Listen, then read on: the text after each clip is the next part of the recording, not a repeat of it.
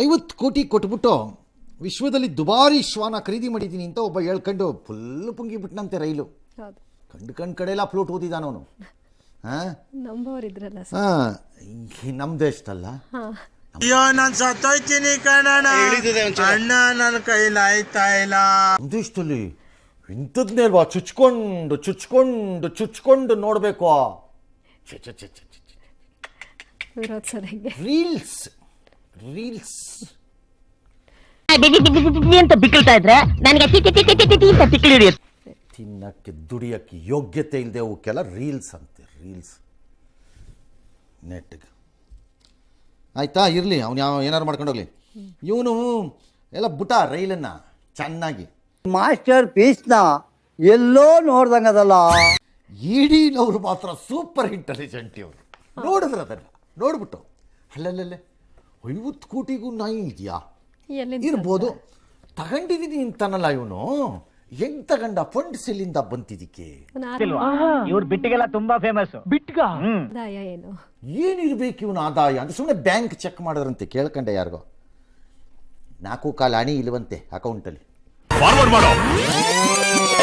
4 ಕಾಲು ಅಣಿ ಇಲ್ವಂತೆ ಅಕೌಂಟಲ್ಲಿ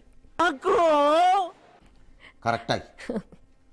ಆಮೇಲೆ ಇವುಗಳನ್ನ ಬಾಡಿಗೆಗೆ ತಂದಿದ್ದು ಮಾಡ್ಕೊತಾ ಇದ್ದಾರೆ. ಸ್ವಂತಾನೇ ಅಲ್ಲ ಅದು. ಸುಮ್ಮನೆ ನಾಯಿ ಹಿಡ್ಕೊಂಡು ಶೋಕಿ ಮಾಡ್ಕೊಂಡಿರೋದು. ಒಂದು 30 ಸೆಕೆಂಡಿನ ಖ್ಯಾತಿ ಪಡ್ಕೊಳ್ಳೋಕ್ಕೆ ಏನೇನು ಆಡ್ತೀರಿ.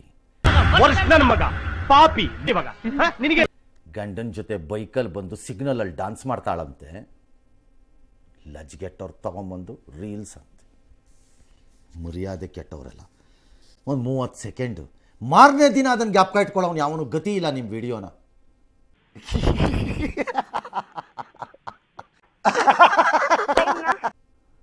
ಮಾರನೇ ದಿನ ಜ್ಞಾಪಕ ಇಟ್ಕೊಳ್ಳಲ್ಲ ಯಾವನು.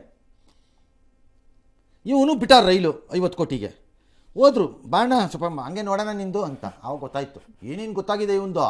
ಇದು 50 ಅಲ್ಲ 5 ಅಲ್ಲ. ಅರ್ಥ ಆಯ್ತು ಅನ್ಸುತ್ತೆ. ಲಕ್ಷ ಅದೆಷ್ಟ ನಾಯಿ ಇರಲಿ, ಒಳ್ಳೆ ಬ್ರೀಡ್ ಅಂತೆ.